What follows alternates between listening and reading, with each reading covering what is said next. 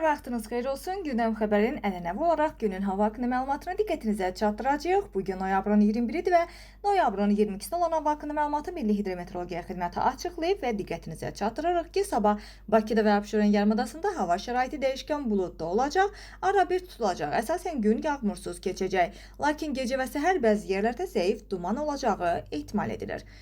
Milli Hidrometeorologiya Xidməti məlumat verir ki, şimal-qərb küləyi gündüz cənub-şərq küləyi ilə əvəz olunacaq. Havanın temperaturu isə gündüz 9-14 gecə 9-14 dərəcə, gündüz isə 16-20 dərəcə isti olacağı proqnozlaşdırılır.